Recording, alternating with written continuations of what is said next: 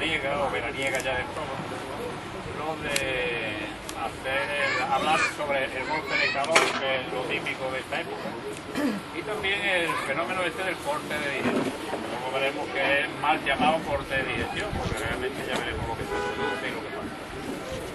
En el tema del golpe de calor, es un fenómeno que se incrementa, es un incremento de la mortalidad que se produce sistemáticamente en el verano, coincidiendo con esos picos de calor. Aumenta el número de defunciones en casi todos los países, pero mucho más, sobre todo en los países nórdicos, los países familiarizados con el frío. Aquí realmente estamos acostumbrados al calor y entonces el organismo desarrolla mecanismos de acomodación para tolerar mejor el calor. Pero el año pasado, por ejemplo, que hubo una ola de calor en Europa, pues el número de muertos, de exceso, digamos, de muertos con respecto a la media de todos los meses, en Francia alcanzó los 10.000. O sea que en una ola de calor, en los países fríos, los que no están acostumbrados al calor, puede haber un incremento desproporcionado del número de fallecimientos, desproporcionado. Aquí también se incrementan en los meses de verano. Esto ya digo coincidiendo con esas olas de calor que duran 3 o 4 días.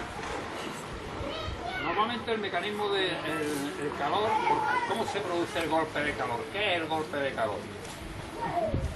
El organismo, los seres de sangre caliente, los seres vivos de sangre caliente, normalmente mantenemos siempre una temperatura permanentemente regulada entre 36 grados y medio y 37 grados y medio. O sea, esa es la temperatura de la sangre en todos los seres de sangre caliente. Entonces, existen mecanismos de regulación para evitar que se dispare esa temperatura. También existen mecanismos para que no se enfríe excesivamente. Claro, eso, los que viven en ambientes polares, pues ellos no se van a morir de golpe de calor nunca, sino que todos los mecanismos que desarrollan es para protegerse del frío, para evitar enfriarse en demasía, bajar la temperatura del frío. Pues bien, el rango, digamos, de temperatura en el que el organismo se mueve o la sangre se puede calentar sin que haya daño a nivel de los tejidos es relativamente corto. De hecho, se habla de fiebre cuando estamos entre 37 grados y medio y 40.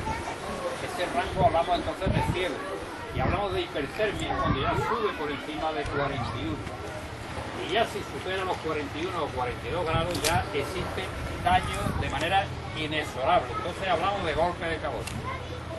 ¿Qué sucede en el golpe de calor? En el golpe de calor sucede que hay daño celular, daño a nivel de todas las células del organismo, pero daño que a nivel cerebral, el cerebro es el más sensible, de manera que se produce una situación de edema cerebral. Entonces las neuronas se deterioran, además se deterioran bruscamente, y de hecho la mayoría de los síntomas iniciales de la sospecha de golpe de calor son signos del sistema nervioso central. Pueden aparecer episodios convulsivos.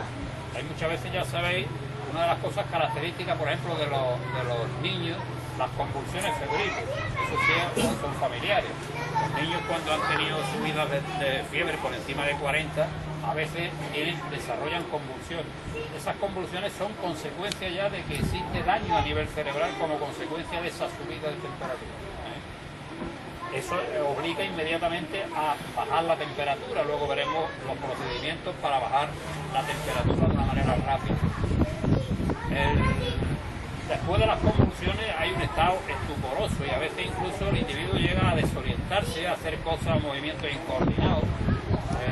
Y si la cosa progresa o se mantiene, puede llegar a entrar en coma cerebral.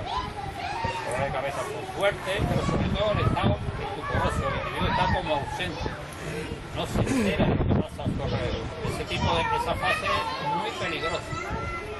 Pero es que no solamente existe el daño de la temperatura alta sobre el cerebro, sino que existe daño también en todos los órganos. De hecho, una de las características que tiene el golpe de calor, por ejemplo, es que aparecen hemorragias digestivas. Y esas hemorragias digestivas ocurren porque cuando hay una temperatura muy alta, toda la sangre se deriva hacia la superficie, hacia la piel. Entonces existe una enorme vasodilatación cutánea. Y esa derivación de sangre hacia la piel hace que la sangre de las zonas intestinales disminuya. De hecho, el intestino queda isquémico. Isquémico quiere decir que no recibe la cantidad de sangre que necesita. Entonces, esa isquemia intestinal produce ulceraciones, produce microulceraciones y se produce sangrado digestivo. Y de hecho es muy frecuente que en el curso de los golpes de calor pueden aparecer hemorragias digestivas en forma de vómitos de sangre, vómitos negros, o bien melenas, es decir, sangrado digestivo. Eso es consecuencia de la situación de isquemia porque la sangre se ha derivado hacia la superficie para intentar facilitar el intercambio térmico con el exterior, para enfriarse, porque la finalidad que tiene la vasodilatación, por eso cuando una persona hace un ejercicio físico se pone tan colorado, porque eso es la derivación de la sangre hacia la superficie exterior, con idea de que se intercambie con el entorno. Pero claro, si el entorno tiene una temperatura exterior de 40 grados, no puede nunca enfriarse, porque para enfriarse tiene que haber un gradiente térmico entre la temperatura corporal y el entorno. Es decir, que es fundamental que haya una diferencia de temperatura. Y entonces, con el gradiente térmico, sí, si tú lo pones, si tú estás a 40 grados y el entorno está a 20 grados, entonces sí hay 20 grados de diferencia y entonces el cuerpo se comporta como todos los cuerpos emitimos calor. Si hay hacia otra superficie que esté más fresca. Entonces ese gradiente térmico se llama perder calor por irradiación. Todos los cuerpos irradiamos. Irradiación no creemos que el sol, no todos irradiamos. Si nosotros tenemos una temperatura superior a nuestro entorno, irradiamos calor. Y al irradiar calor perdemos calor. Pero inmediatamente que sube la temperatura se pone en marcha un mecanismo de activación del hipotálamo. La temperatura interna del organismo está regulada fundamentalmente por el hipotálamo. El hipotálamo es una estructura cerebral que está debajo del tálamo, son zonas centrales del cerebro, no es cortical, no, son centros neurológicos dedicados al control de las funciones corporales. No es para nada, nosotros no nos enteramos de cómo funciona el hipotálamo, lo mismo que nosotros no nos enteramos de cómo hacemos la digestión. Todo eso son funciones que se hacen desde el cerebro vegetativo, que son estructuras cerebrales pero inferiores. Entonces el hipotálamo es el órgano que se activa cuando hay una subida anormal de temperatura. La activación del hipotálamo pone enseguida, a través del sistema vegetativo, actúa produciendo una descarga adrenérgica, estimula el sistema simpático y eso lleva consigo la aparición de una taquicardia, el corazón se acelera mucho, la respiración aumenta en frecuencia, la hiperventilación también y se produce una bajada de la tensión. Todo eso es como consecuencia, hemos dicho, de la activación del hipotálamo. Y además se activa el mecanismo básico de defensa que tiene el ser humano para regular, que es la activación del sudor, la generación de sudor. ¿Cómo se produce el sudor? El sudor se produce a través de las glándulas sudoríparas. Las glándulas sudoríparas en los seres humanos están distribuidas por toda la superficie corporal. La densidad de las glándulas es llamativa, es enorme. Se considera que hay más de 400 glándulas por centímetro cuadrado de superficie. Y en determinadas zonas, como la palma de las manos, la planta de los pies, el cuero cabelludo, las glándulas todavía se incrementan más, tienen mayor densidad. Es decir, el número de glándulas sudoríparas es enorme. Esas son las glándulas sudoríparas emicrinas, que se llaman, que son exclusivamente productoras de sudor.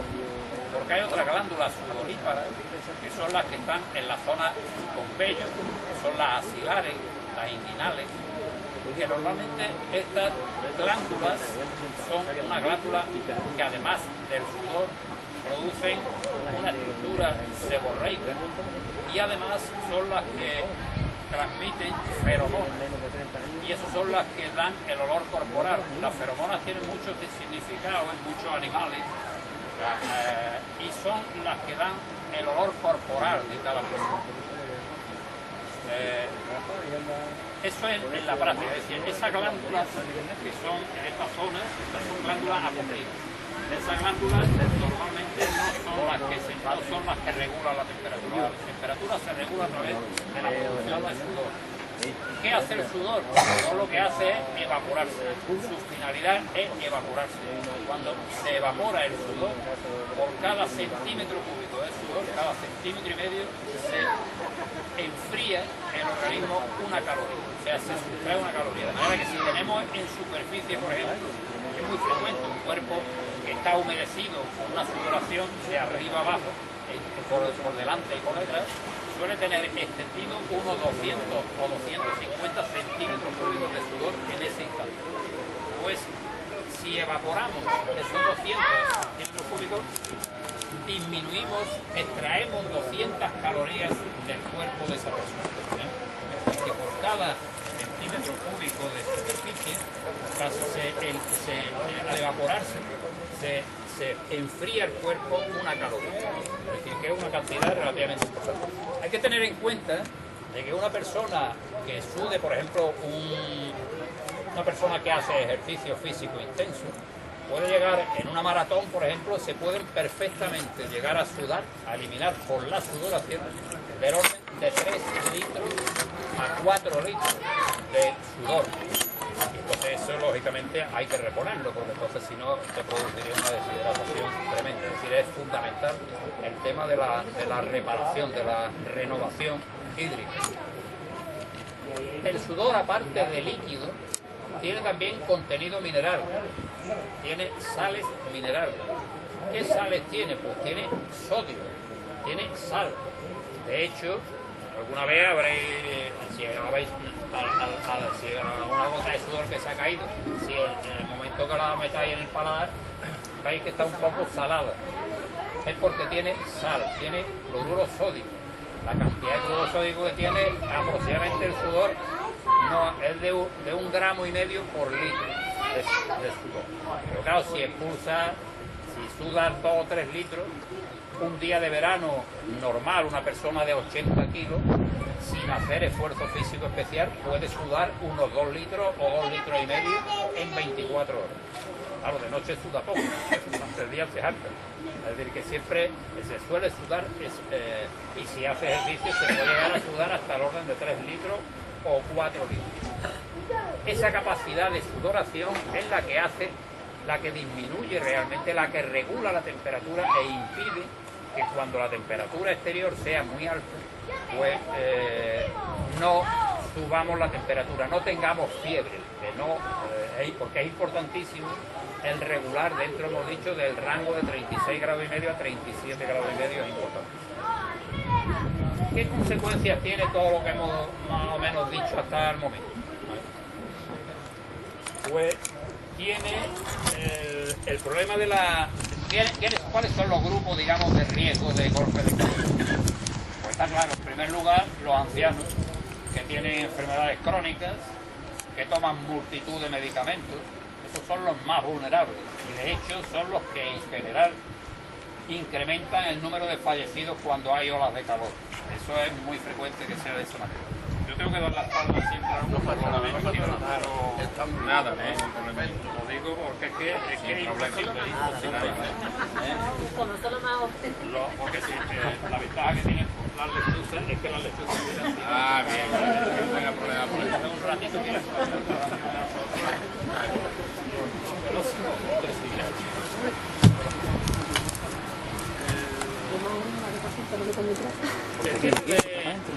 la pérdida, por ejemplo, estamos hablando de las poblaciones vulnerables, especialmente este grupo de pacientes, personas de edad avanzada, tienen ese riesgo.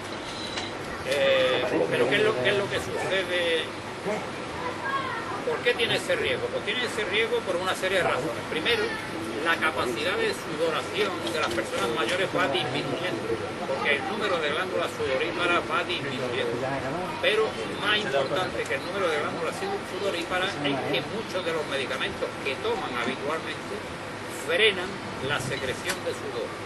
De hecho, es muy frecuente que haya golpes de calor en personas de edad avanzada que tienen la temperatura tú le tocas la piel y abrasa, y sin embargo no tienen ni gota de sudor, o sudan poquísimo. Existe una situación de anhidrosis, se llama esa situación. Y eso se debe muchas veces a los medicamentos que está tomando. Y hay que saber que esos medicamentos están impidiendo, están dificultando,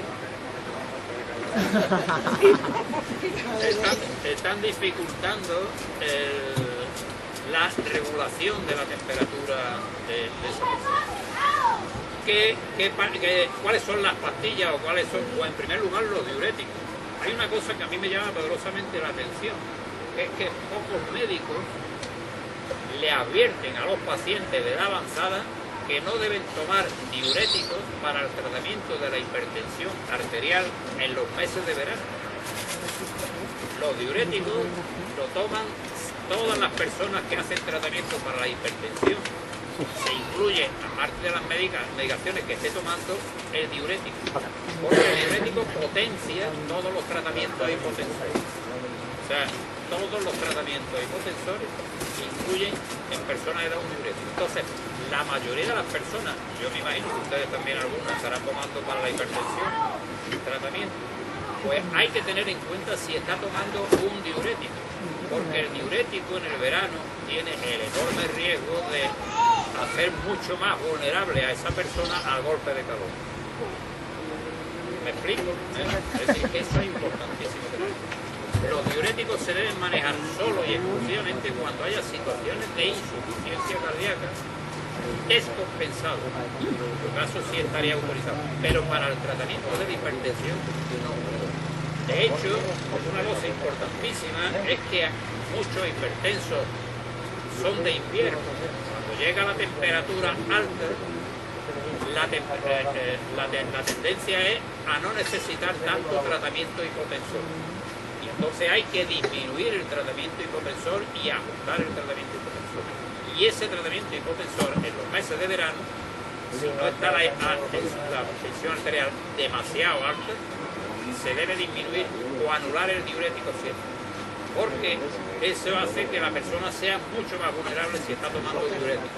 Porque es un contrasentido que tú a una persona de edad le digas que debe tomar 2 litros de agua todos los días, que eso viene siempre en cualquier manual de cualquier medida para el golpe de calor a todas las personas de edad, y sin embargo le sigan manteniendo los diuréticos. No tiene sentido, porque el diurético fuerza la eliminación de líquido. Y si tú estás dándole líquido, es un contrasentido que estés dándole líquido y por otro lado estás cortando la eliminación de líquido. No tiene ni pie ni cabeza. Que eso es un punto que es importantísimo tener en cuenta. Luego hay otra cuestión que es la restricción de la sal. Si hay sudoración y la sudoración es abundante, entonces hay que hacer un control, un aporte de minerales de manera equilibrada. Las sales minerales, la mayoría son el cloruro sódico, pero también hay mucho, no es solamente la sal, se pierde también magnesio. De hecho, los calambres famosos que le dan a todos los futbolistas, a todas las personas que hacen un esfuerzo, una de las cosas es aparición de calambres. Y los calambres no dependen de que haya perdido sal, sino que depende de pérdida de potasio y de pérdida de magnesio. Es decir, que no vale solamente con añadirle sal, sino por eso es por lo que hay bebidas isotónicas que tienen una mineralización de distintos componentes. O sea que se pierde potasio, se pierde magnesio, se pierde zinc, se pierden una serie de minerales de distintas cuantías. Y hasta vitaminas se pierden por el esfuerzo. O sea, en definitiva, que las personas de edad hay que vigilarlas en ese sentido. Claro, lo ideal sería tener a la abuelita, que está muy fastidiada con muchas pastillas, que tiene una enfermedad crónica, tenerla todo el verano en un patio sevillano, allí rodeado con el canario, las macetitas, un ambiente fresquito, y luego allí tomarse su refresquito y poner allí su televisión para ver Telecinco. Eso sería tener a la abuela 2 meses así de verano, sería extraordinario. Pero pero vamos, no se atreve, ¿no? En el cuarto de vida. Tiene alergia al agua, no le coge la época del agua y entonces le tienes alergia al agua, no es frecuente. Bueno, eso en cuanto a personas de edad, que hay que tener precauciones, pero siempre dentro de un orden. ¿qué es lo que hay que hacer? Aparte, ¿qué otros grupos hay de riesgo también? Porque pensamos siempre que el golpe de calor es propio. Pues no, señor. Hay el golpe de calor, el segundo grupo de riesgo de golpe de calor son los atletas. El atleta, el golpe de calor es la segunda causa de muerte después de los accidentes. Entonces vuélvete y hablarle a esos dos que están detrás. Después de los traumatismos craneoencefálicos. O sea, es la segunda causa de muerte en los atletas, el golpe de calor. Entre otras cosas porque cuando da el golpe de calor, en muchas ocasiones, ya la situación es irreversible. O sea, que aunque lo lleve al hospital y lo enfríe, el daño orgánico que hay es irreversible. O sea, es curiosísimo porque ya es que se produce una situación de edema cerebral, de edema pulmonar, isquemia mesentérica, y entonces el daño orgánico, aunque tú enfríes a esa persona, porque enfriarlo es facilísimo, luego ya lo veas, puedes utilizar muchísimos métodos, incluso hay que puede poner hasta suero fisiológico helado en venas para enfriar directamente la sangre, se pueden poner muchísimas cosas. Pero aunque enfríe y normalice ya la temperatura, el daño orgánico es irreversible. O sea que la temperatura, por tanto, es un agente extraordinariamente agresivo para la salud, cuando excede esos parámetros que hemos dicho de temperatura de más de 40 grados. Los atletas decían que es una irracionalidad hacer ejercicio físico en días calurosos, altamente calurosos, de 2 a 5 o 6 de la tarde. Porque de hecho ya digo que es que hay una mortalidad, porque es que el individuo no es consciente hasta que ya se le va la olla, y cuando se le va la olla ya es porque tiene edema cerebral, entonces ya la situación es de altísimo riesgo. Es decir, que la situación, que no te creas tú que hay unos síntomas previos que el individuo va teniendo, como pasa muchas veces al correr una maratón. Correr una maratón, la mayoría de las veces, los síntomas de alarma que se le van presentando, el propio interesado debe reconocer los síntomas de alarma de su organismo para poner freno en un momento determinado e impedir que aquello progrese y se haga irreversible. Pues la situación esta de estos atletas en esa edad o con la humedad muy alta. ¿Por qué la humedad es nefasta para el golpe de calor? Pues porque anulan el mecanismo de la evaporación. La extracción de calor decíamos que era expensa de la evaporación.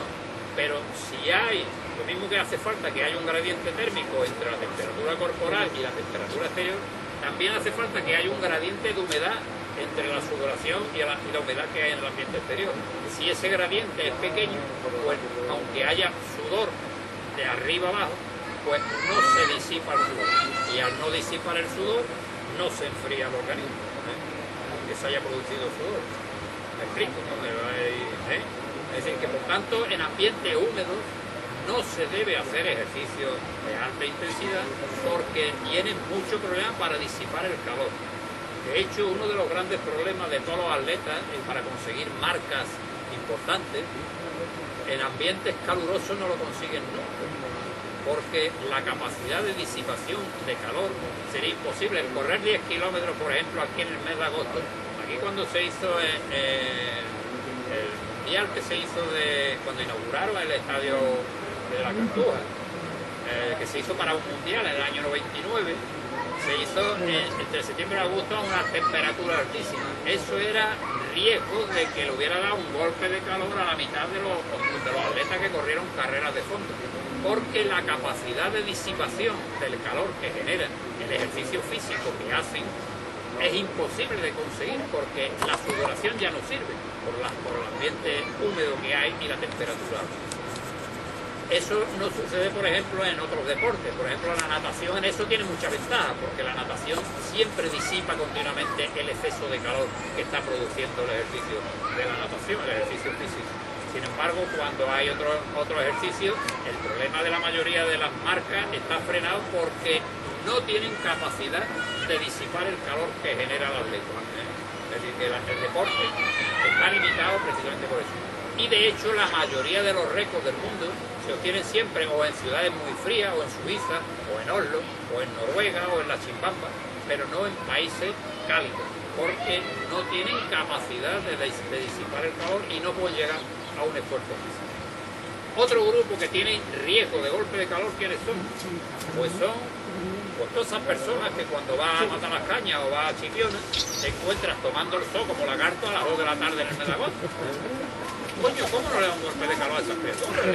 Por ponerse morena, Por coger un bronceado se ponen las criaturas ahí en un riesgo que no saben el riesgo que corren.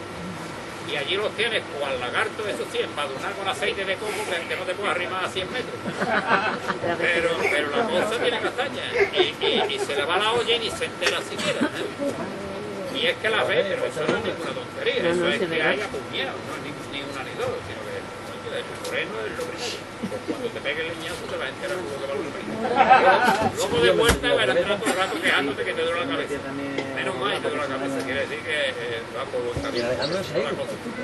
Es decir, ahí, de una manera absolutamente lamentable, asumen un riesgo absolutamente desproporcionado. Está tendida, porque es que además ese calor no lo pueden disipar. Porque además ahí el calor no es el calor que ellos generen de tu propio organismo, tú no generas el calor, pero lo estás recibiendo. O sea, es un calor que es absolutamente imposible porque la piel, que es la que tiene que intercambiar el calor para disminuirlo del organismo, coño, es la que está más caliente, porque después están media hora allí con dos leñazos encima, y además que están con el bikini ese mínimo, inclusive se quitan la parte de arriba, se da la bolsa y quitan la parte de arriba, con lo cual la superficie corporal que tiene expuesta al sol es el 90% de una cosa disparate. Pero vamos, intentas convencerla, pero intentas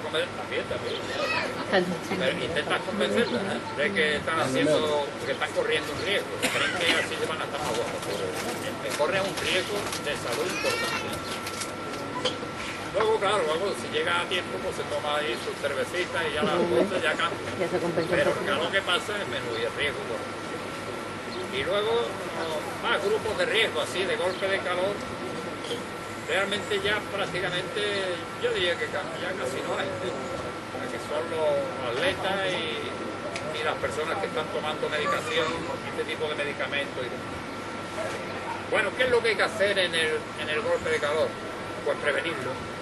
El golpe de calor es prevención, no tiene tratamiento. El tratamiento es en ámbito hospitalario y ya digo que la mortalidad en un golpe de calor ingresando en el hospital es del 70%. A pesar de los avances y de todos los trasplantes que hacen en el hospital, el 70% de los que llegan a un hospital con golpe de calor se mueren. O sea que por tanto el daño visceral, el daño orgánico que hay es muy serio. Y es una cosa importante la prevención. Y la prevención está precisamente en evitar eso. ¿Cómo enfriamos a un paciente o cómo le ayudamos a un paciente que tiene una temperatura elevada? Está claro. Aquí sería facilísimo, aquí sería ponerlo en un sitio fresco y enchufarle una manguera. Coger la primera manguera que haya con el agua más fresca que haya. O sea, eso es lo más fácil, porque el enfriamiento es un enfriamiento físico de gradiente térmico solo. Entonces, cuanto más refresques tú la superficie corporal, lógicamente más capacidad va a haber de pérdida de calor, de trasiego de calor corporal desde la piel hacia el exterior.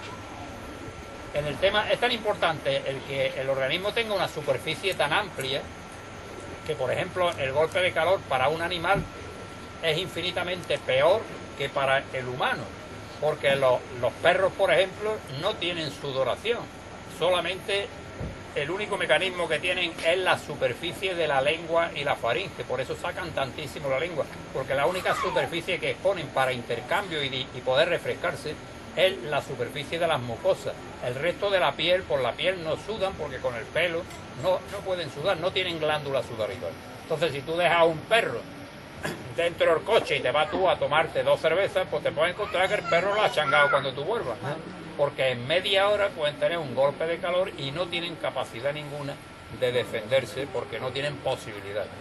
Es decir, que en ese sentido los humanos estamos bastante más protegidos porque tenemos mucha más capacidad, mucha más superficie corporal que los animales.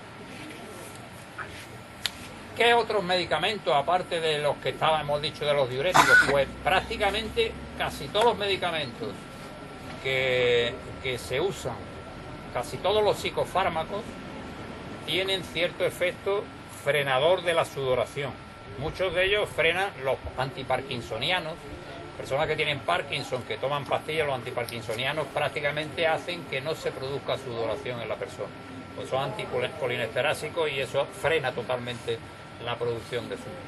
Pero esos son casos concretos. Pero dentro de la gama de las pastillas que tomamos, las pastillas para los nervios famosas, muchas pastillas para los nervios de las que se toman a puñado, interfieren con el mecanismo que estamos hablando de sudoración. La sudoración es para, volvemos a repetir, para liberar y disipar calor, para enfriar el órgano. Bueno, pues más o menos lo que puedo decir del golpe de calor, ya lo he dicho. Ustedes, a ver qué preguntan, háganme preguntas sobre alguna cosa que se les ocurra.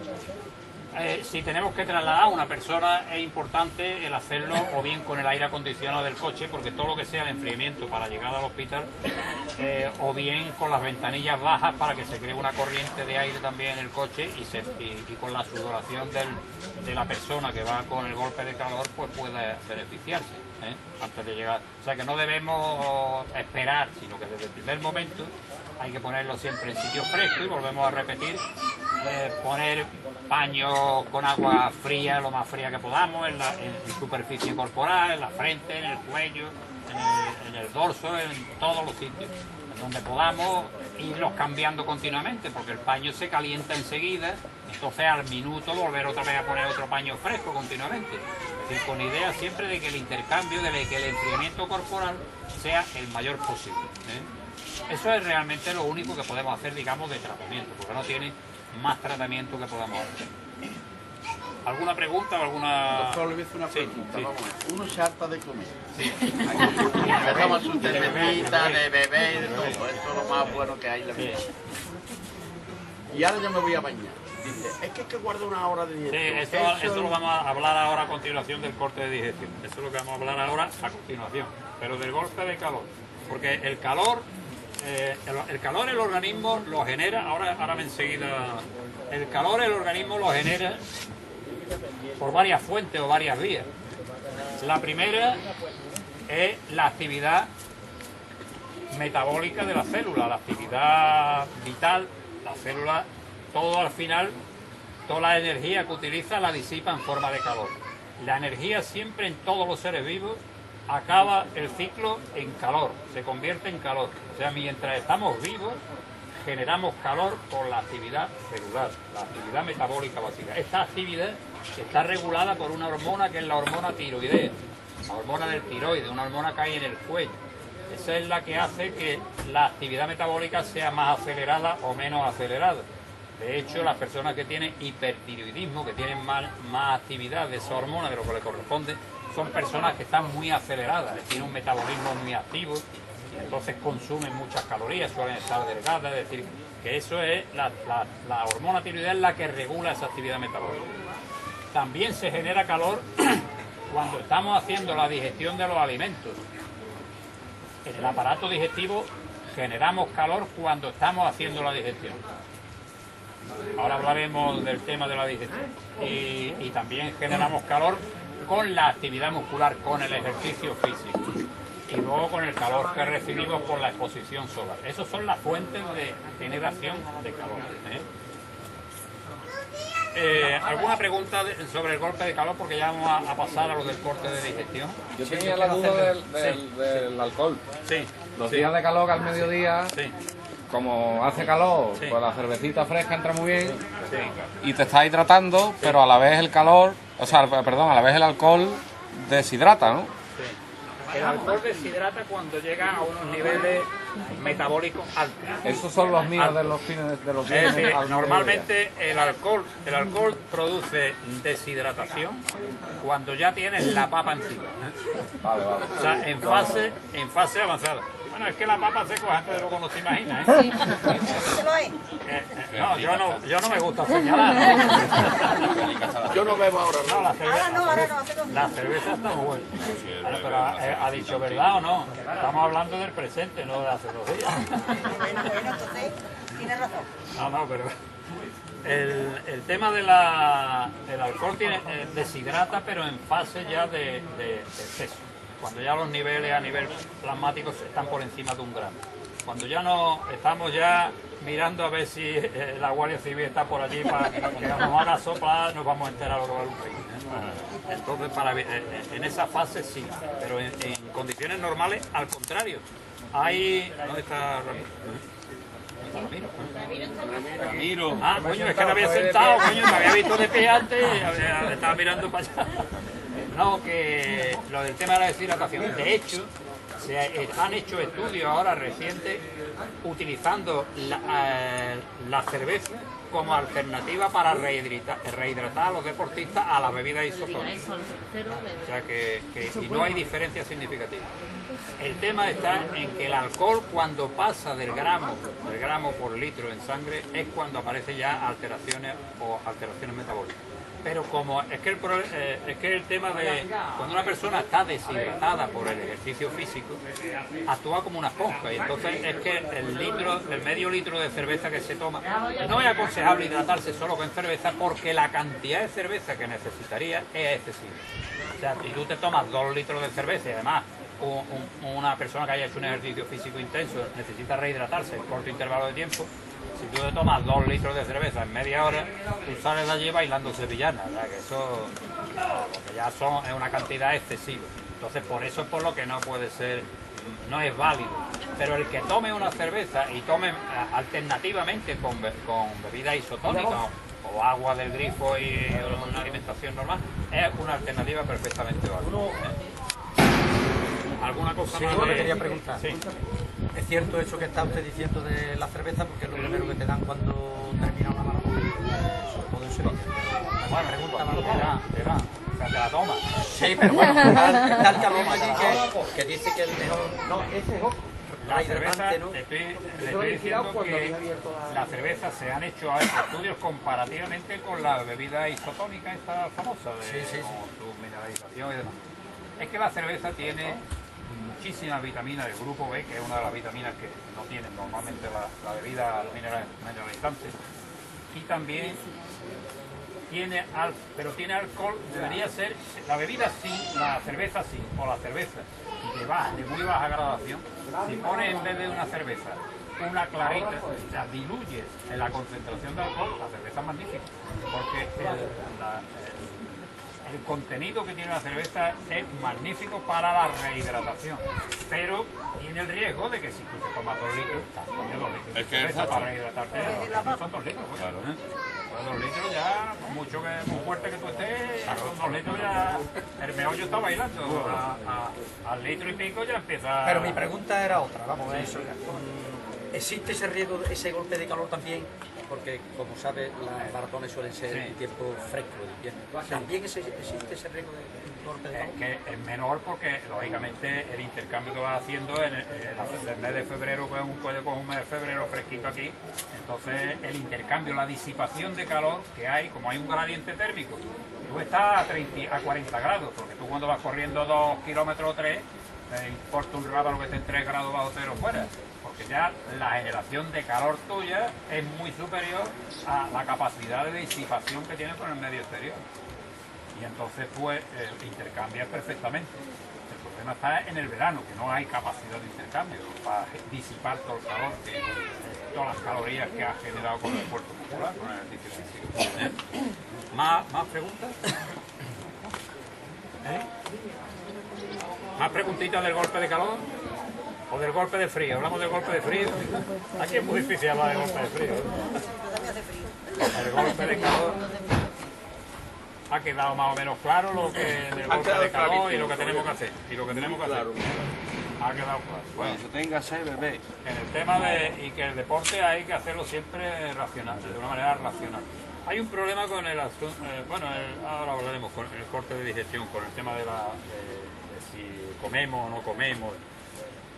El tema del corte de digestión, siempre a lo largo en todos los años hay una serie de noticias que nos dicen que ha habido un fallecimiento en la piscina y que se ha ahogado fulanito menganito, y entonces todo el mundo inmediatamente piensa que es que le ha dado un corte de digestión.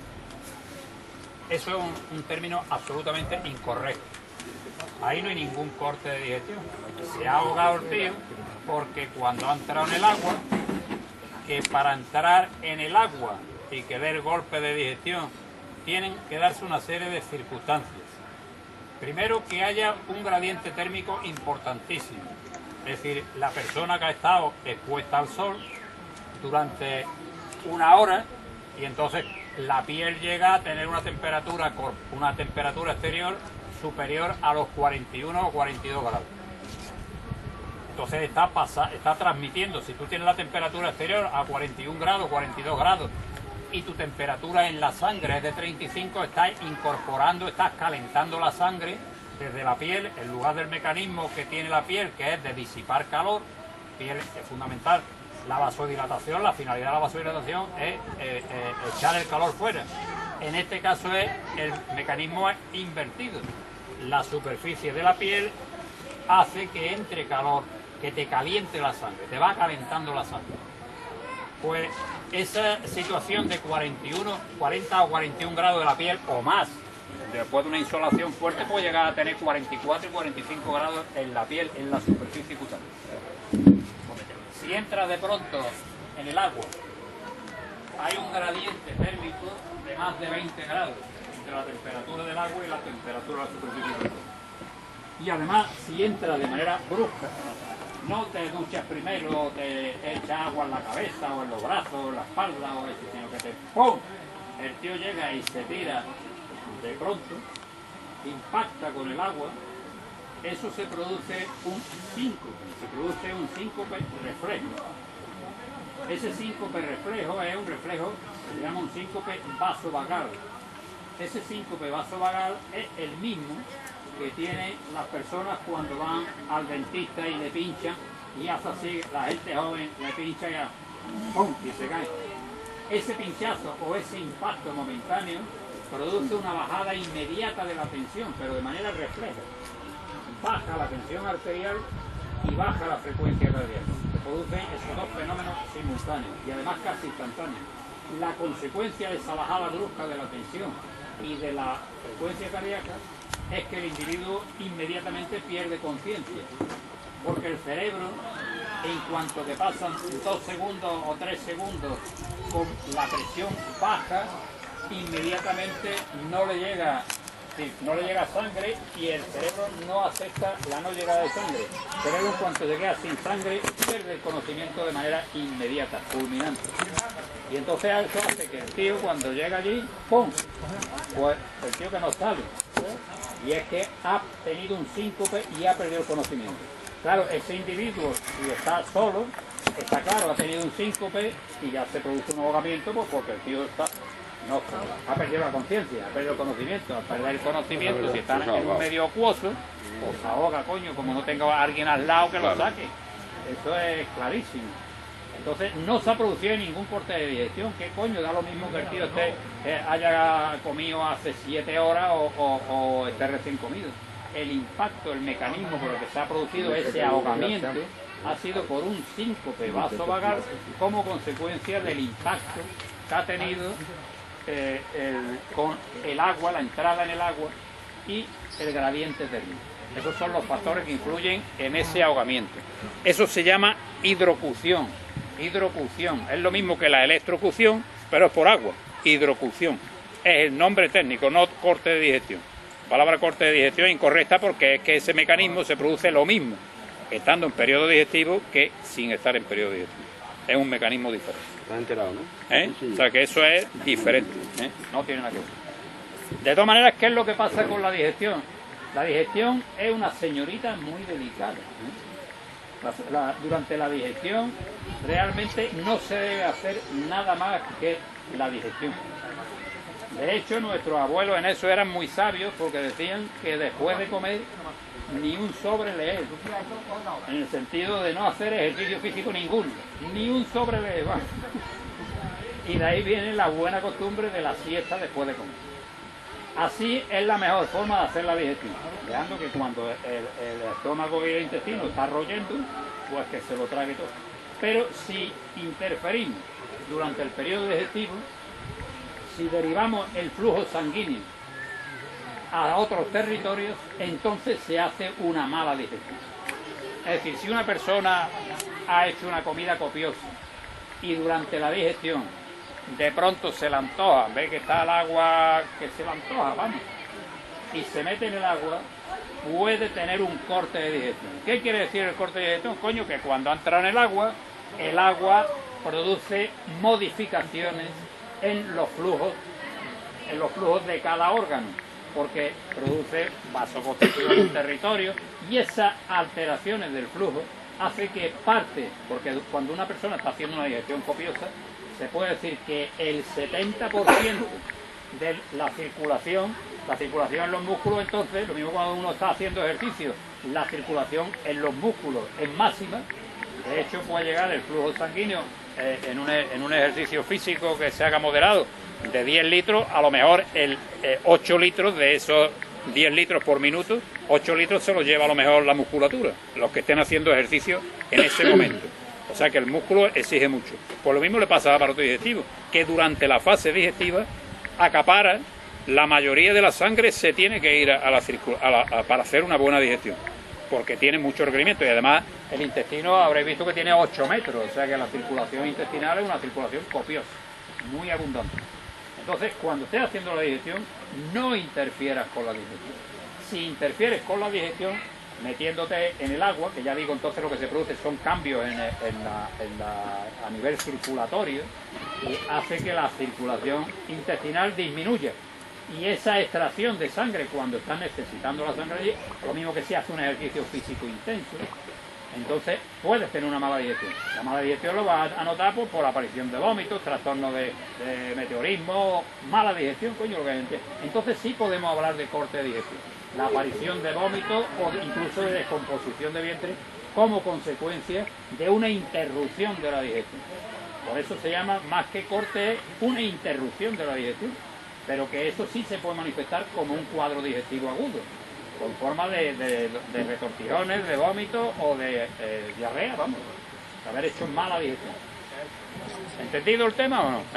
Pues eso sí sería un corte de digestión. Ese que por habernos metido en el agua antes de tiempo, antes de acabar la digestión. Pero claro, eso estamos con lo de siempre. La digestión, a los niños los tenemos 2 horas allí amarrados, que no hay quien coño aguanta a los niños 2 horas allí porque están ya. Los niños que se han tomado un bocadillo, esos niños a la media hora han hecho la digestión, pero vamos, porque el niño tiene una actividad muy rápida. O sea, es absurdo que tú un niño, además sobre todo, los niños normalmente no se atracan. Personas mayores sí, hacemos una comida de mediodía y no pasamos 2 horas comiendo, empezamos y no acabamos, y entonces vamos enganchando. Pero me refiero a que la cantidad, lo mismo que no es lo mismo una digestión de un bocata, una digestión de un bocata a la media hora o 3/4 de hora, pues prácticamente allí no queda ya de jamón ni pum. O sea que ya está ventilado. Que si te comes 2 platos con protocolo y te pasas 2 horas comiendo, pues luego no vas a hacer una digestión en media hora. O sea que las cosas tienen que tener su proporción y su lógica. Y también hay digestiones que son más lentas. Las digestiones de la carne es una digestión siempre más pesada, porque las proteínas que tiene la carne necesitan a nivel gástrico, necesitan un pH bajo, necesitan empezar la digestión a nivel gástrico. De hecho, una de las cosas importantes y buenas que tiene el vino precisamente es que el pH del estómago baja, y eso hace que la digestión de la carne esté facilitada. Por eso el vino tinto tiene tan buena prensa como maridaje o como acompañamiento, digamos, de la carne. La carne se digiere mucho mejor cuando tú te pegas un pelotazo de un buen tinto, mucho mejor que si tú te hartas de agua. Si tú te hartas de agua, tú normalmente, eso se ve muy frecuentemente en los asilos y eso. En los asilos se le dan unos filetes de estos que hay que roer, estos filetes duros, le pegas un filete de estos al abuelo y le quitas el vino tinto, le das agua, y está el viejo con el filete a las 7 de la tarde, que todavía está dando tarde en el corte, está con el filete que no para. Si esa persona, en vez de darle agua, le hubieran diñado vino tinto, entonces estaba el filete ya olvidado. A las 5 de la tarde está ya roncando divinamente. O sea que eso varía mucho en función de lo que estés tomando. Porque la digestión es mucho más pesada.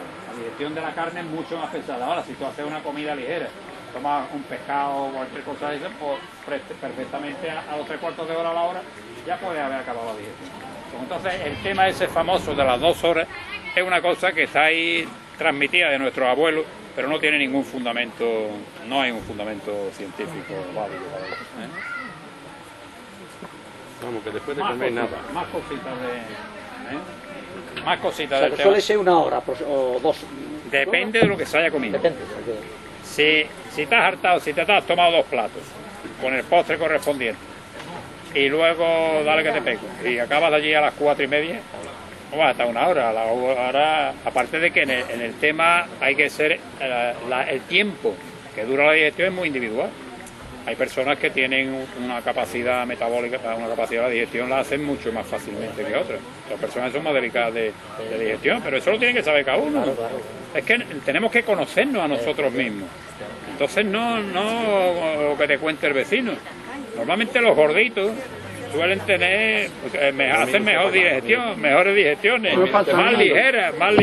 Que yo a las 2:30 he terminado de comer, a las 4 tengo hambre otra vez. No ni nada, vamos.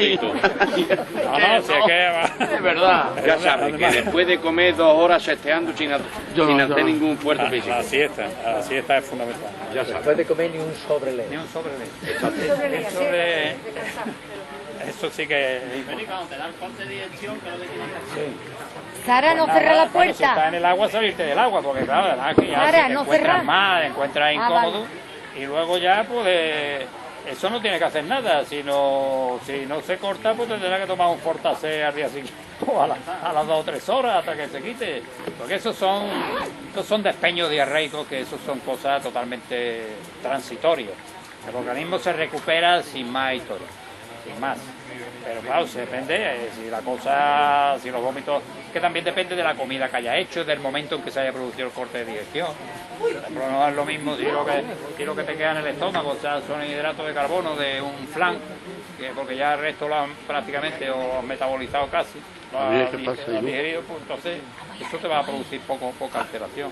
O mejor un poco de meteorismo, pero te va a producir poca alteración. O sea que todo es muy variable, pero que todo dependerá de cómo evolucione, porque son trastornos que en sí son autolimitados y no va a pasar nada pero claro, si la diarrea lo mantiene, pues toma, en fin, o tiene que hacer dieta un par de días, tomar arroz en blanco, cosas más nada, en fin,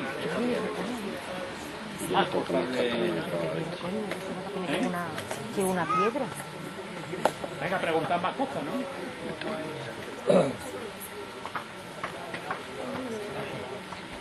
Ya.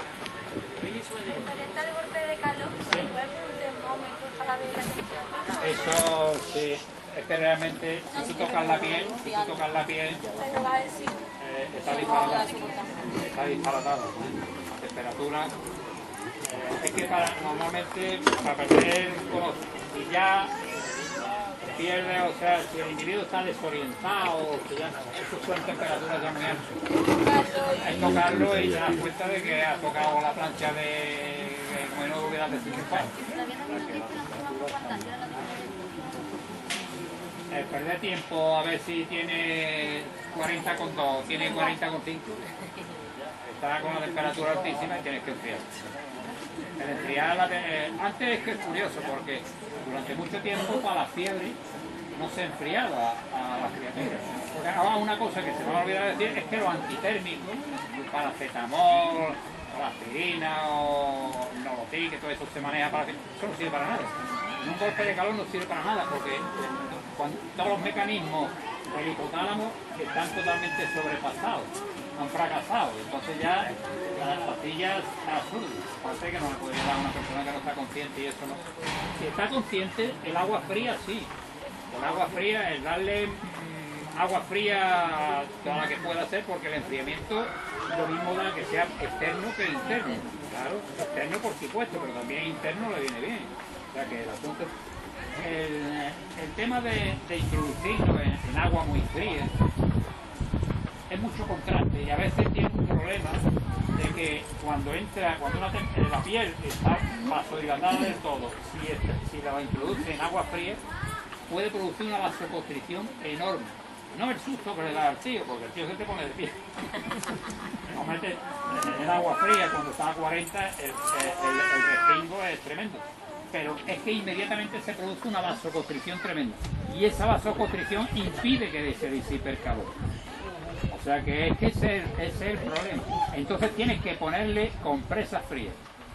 Frías, pero frías que, es que tú ten en cuenta, si tú pones una compresa, una toalla en agua fría, se la coloca, pero eso se lo tiene que cambiar cada 20 segundos, porque inmediatamente va a estar, si tú quieres que haya intercambio, hay que enfriar, eso tienes que irla cambiando, pero casi de momento, o sea, tener una persona que vaya enfriando y otra que vaya colocando, así sí. Pero la ducha sería malo de golpe, ¿no? La ducha es que si el individuo no está bien, tú para mantenerlo y ducharlo y todo eso, echarle agua sí, echarle agua fría, agua fría. Pero si se trata de un niño, que son los que tienen temperatura y eso, el frío, pero en paño, pero en toda la superficie corporal, o sea, porque toda la superficie es válida, no enfriar solamente siempre el mismo sitio. Por supuesto, a nivel de la cabeza siempre es lo más cómodo y lo más fácil, porque es pero que también es válido, pero que por toda la superficie corporal es válida para provocar el enfriamiento. Normalmente, si se tiene a lo mejor 40 o 41, pues se puede bajar perfectamente la temperatura, se puede bajar 1 grado con estas medidas en poco tiempo. Ya con 38 39 fiebre, que eso ya normalmente no hay ningún daño corporal. Pero ya sí actuarían los antitérmicos, en fin, una cosa normal. O sea, que el procedimiento ya es distinto. Estamos hablando de situaciones de golpe de calor, que ya es el fenómeno cuando ya ha pasado las líneas rojas esas que son las peligrosas. Más cosas. ¿Más cosas? ¿O de esas cosas no hay más cosas? ¿Qué más cosas hay en el verano que haya que conocer y que también tiene más riesgo? Pues hay otras cosas que se ocurre así, que hay de temas médicos que puede haber en el verano. Pues las toxinfecciones, las infecciones del verano. Las infecciones alimenticias son mucho más frecuentes en el verano. Se llaman toxinfecciones alimenticias porque son las más frecuentes ahora en esta época.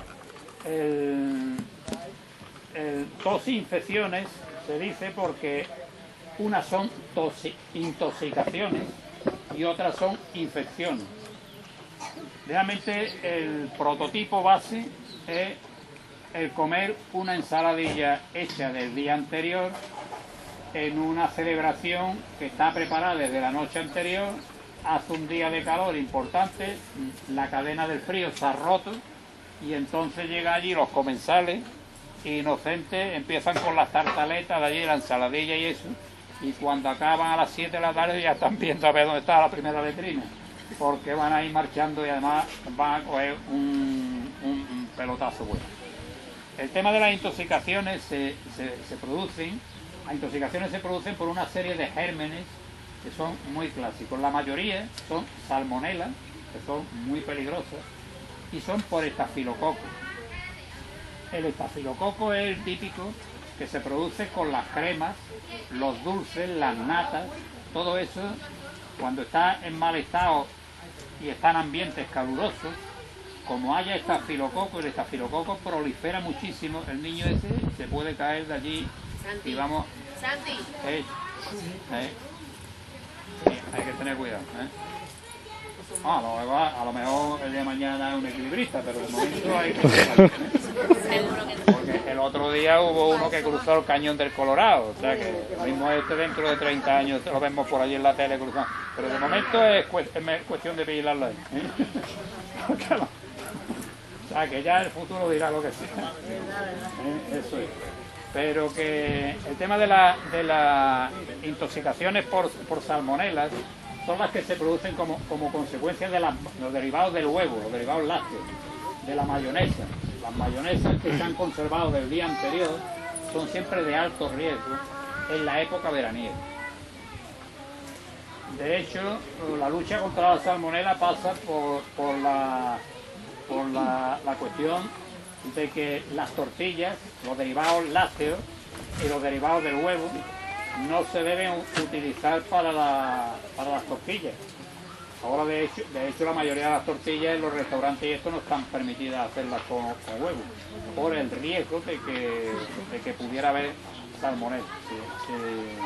Y eso siempre, las infecciones por la salmonelosis son infecciones todavía graves. No llegan a ser mortales porque normalmente siempre da tiempo a acudir al centro hospitalario y con tratamiento antibiótico pues también se corrige. En el tema de las intoxicaciones por el estafilococo hay una cosa curiosa, que es que el estafilococo prolifera en la temperatura ambiente, prolifera, pero produce toxinas y la toxina la incorpora al producto. Y cuando consumimos la toxina, inmediatamente en la intoxicación, normalmente el intervalo que hay desde el consumo a la aparición de los síntomas es de muy pocas horas. Cuando se trata de una infección, la salmonela no produce toxinas, pero produce infección, proliferan los gérmenes. Entonces, cuando consumimos ese alimento que tiene mucha cantidad de salmonelas, eso produce en el organismo, se siguen reproduciendo, la salmonela es muy resistente, se produce una salmonelosis, pero no una intoxicación, no hay toxina, la salmonela no produce toxina. Y la infección es más tardía. Es decir, para saber si estamos en presencia de una intoxicación o una infección, lo que tenemos que ver es el tiempo que tardan en aparecer los síntomas desde que hemos comido. Si aparecen los síntomas al día siguiente, cuando tuvimos, eso es más una infección siempre. Es más bien una salmonelosis o una infección por coli, que también es otro germen que interviene. Pero si los síntomas aparecen a las pocas horas de haber estado en el festejo, eso que hay siempre es una intoxicación por